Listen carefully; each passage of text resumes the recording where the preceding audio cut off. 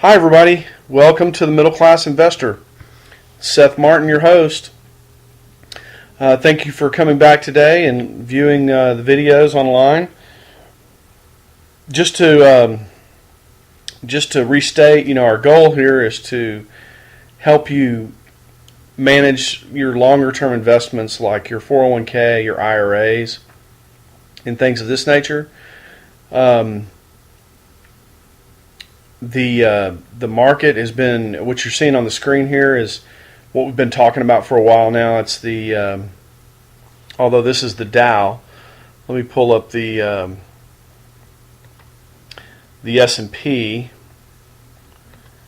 so we can just be consistent. I'm going to come back to the Dow because there's some important stuff happening in the Dow.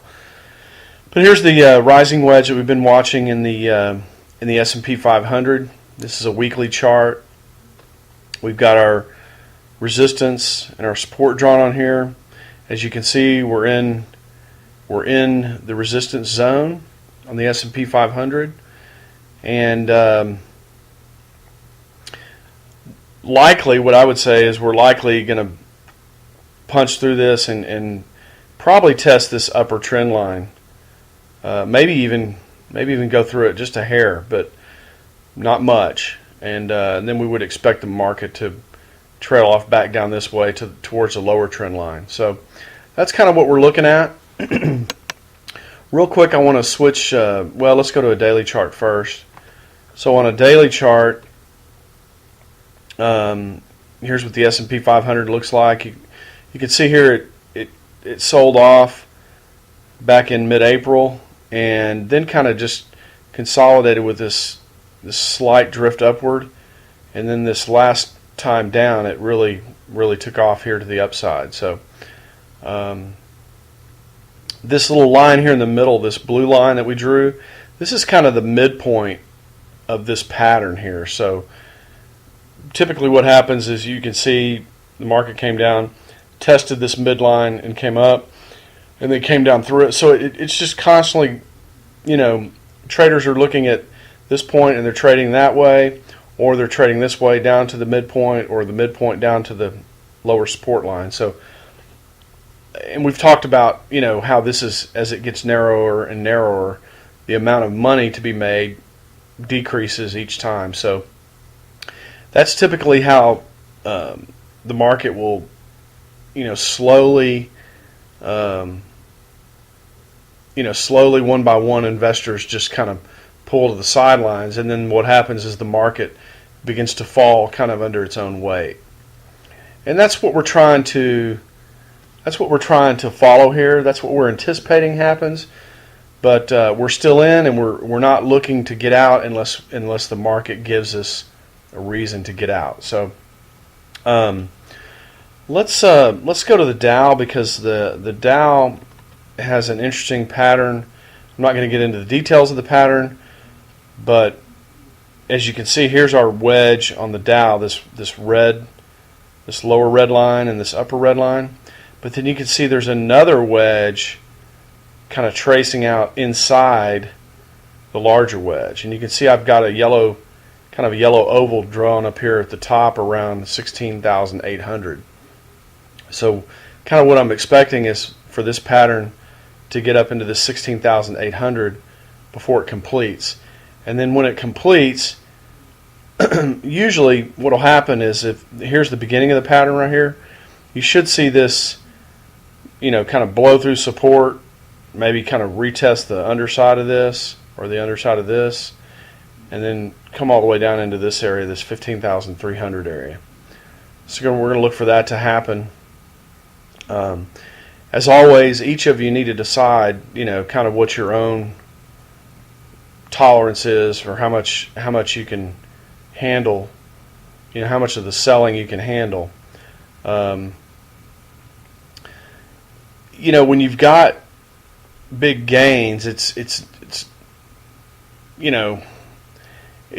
not a bad idea to take some off the table. You can either take some off the table when you have big gains, or you can just be more aggressive about trading out of the market. Either way is a decent way to manage risk.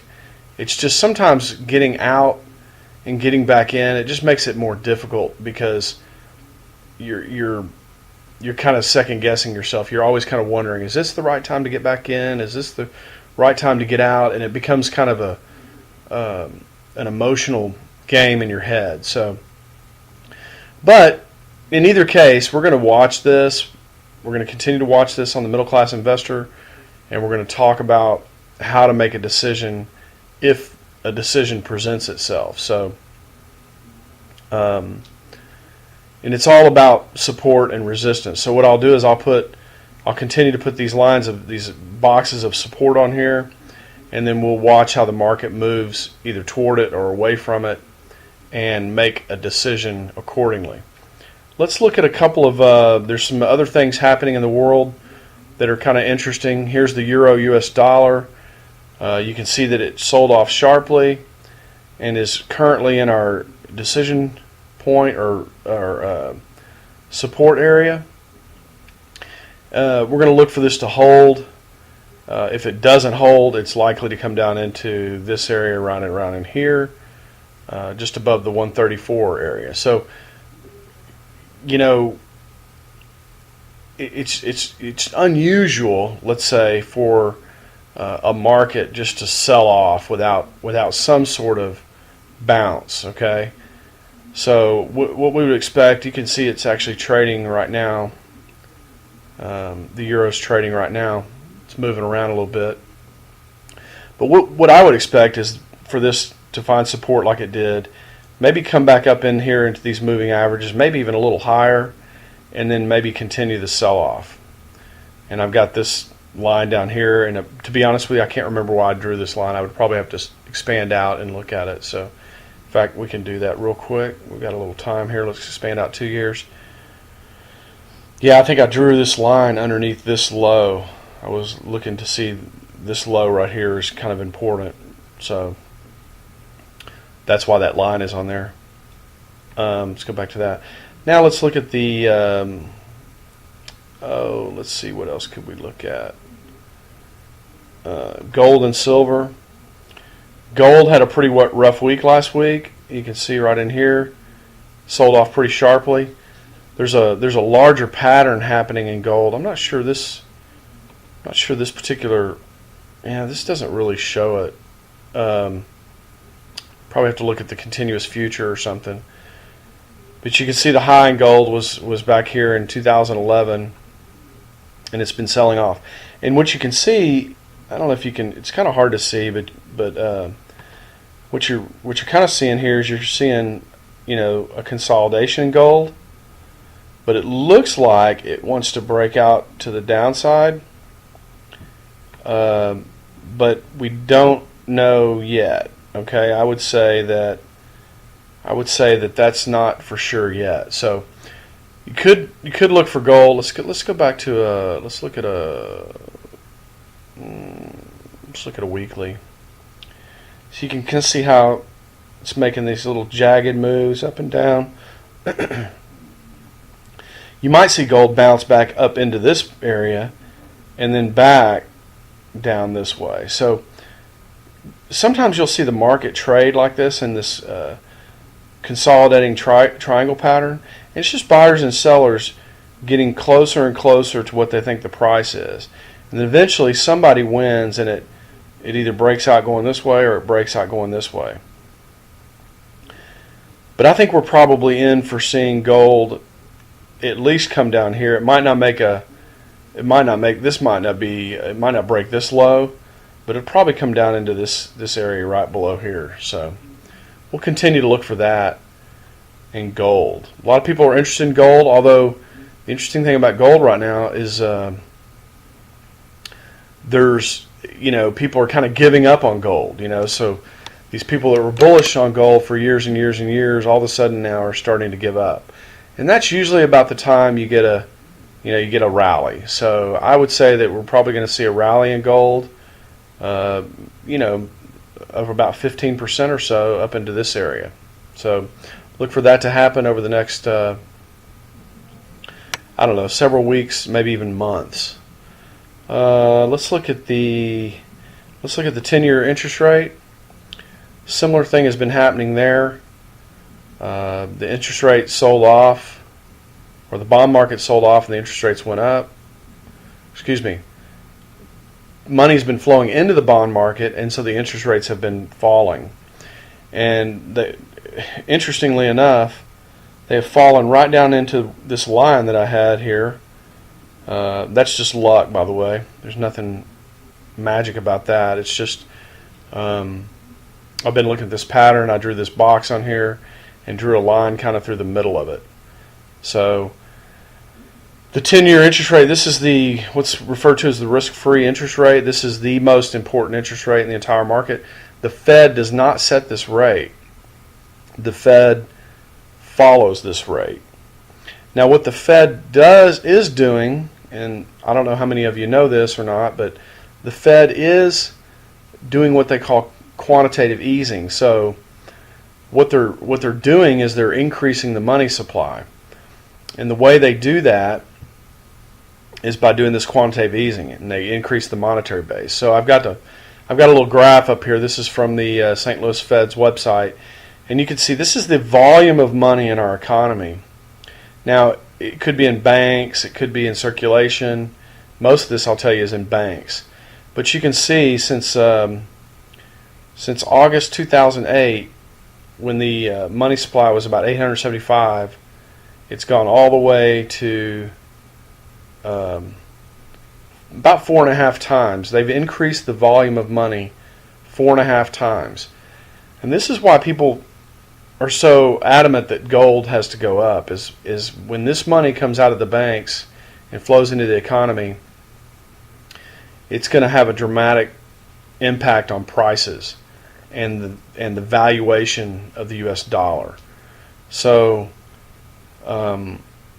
what we're looking to see happen here, and this is why I was telling you, this would have been a great time, all through here would have been a great time to get out of your bond funds in your 401ks and your IRA. So if you have a PIMCO bond fund, or you've got it doesn't matter what the bond fund is, but when this goes up and starts going this way, you do not want to be in your bond funds. You want to have sold those and move to cash, or move to, I don't know, India. India's been doing really well. You want to just get out of bond funds, though. This is the perfect time to do it during this consolidation, or during this sell-off here. But I think what we're going to see is we're going to see bonds probably start to sell off, and it's going to drive these interest rates up higher. The last thing that I want to look at, and this is kind of why I've been a little bit more cautious. The NASDAQ tends to lead the market up and down, and what you can see here is since March 7th, the NASDAQ has been selling off, and we had a support area here, and then we drew another one here. It turns out this one kind of held, and then it's made a little bounce. So you can kind of see it bounce, consolidate, and then resume the bounce. If the NASDAQ starts to roll back over and go this way, this could be a telltale sign for the market. So we want to keep an eye on that. I've been focusing a lot on the S&P 500, mainly because it reflects kind of what your bond funds are doing. I mean, your IRAs and your 401ks are doing. Unless you're heavily invested in tech, the NASDAQ is not going to be a good index to use to track what's going on in your 401ks and your IRAs. The S&P 500 is traditionally a better index for that. But it is important to look at the NASDAQ because it tends to lead the market up and down. And so we're going to watch this pretty closely. You can see here that it's made a pretty good bounce after this sell-off. So, and if you look at it as compared to some of the other markets, the other markets are making new highs and the NASDAQ's not. But what I think is important to watch right now is this Dow Industrial, and I think it's going to be a little stronger than the rest of the markets, because what's happening is as the markets start to weaken, what happens is these are the largest U.S. companies.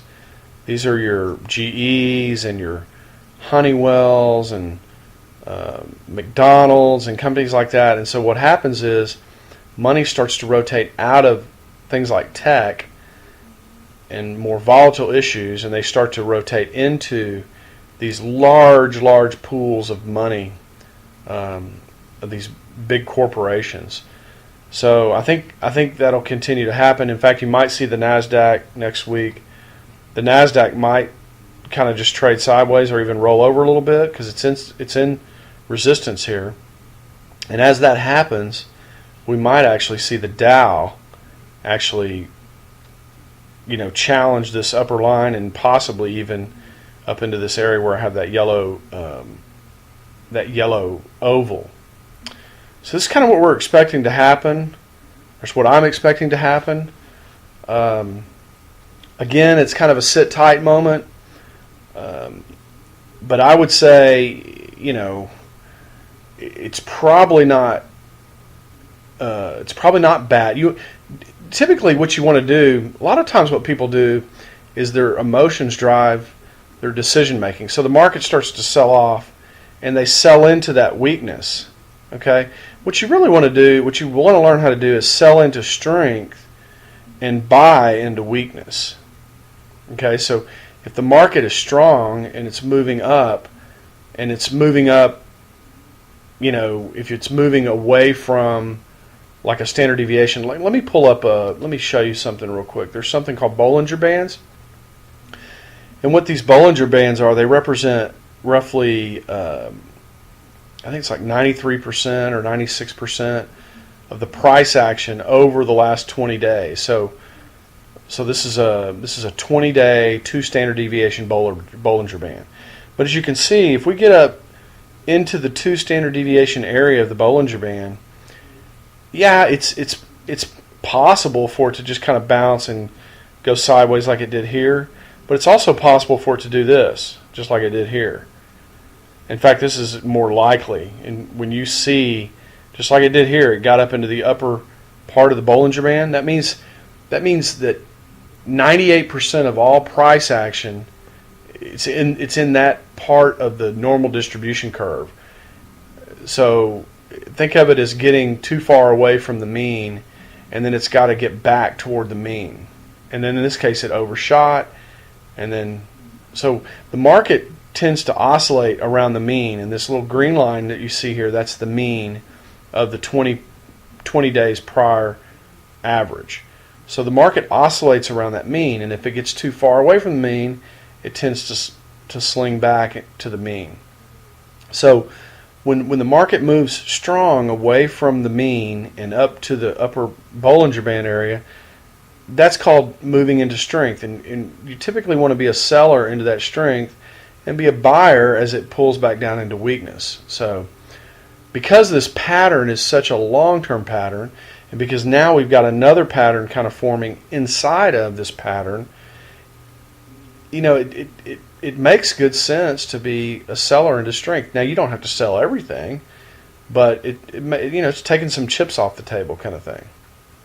Anyway, that's just what I'm looking at. Obviously, we've been looking at that for a while. I'm going to post the video. If you have any comments or you have any questions, you want to start a dialogue on the site, just visit Middle Class Investor on YouTube or follow me on Twitter at InvestorClass.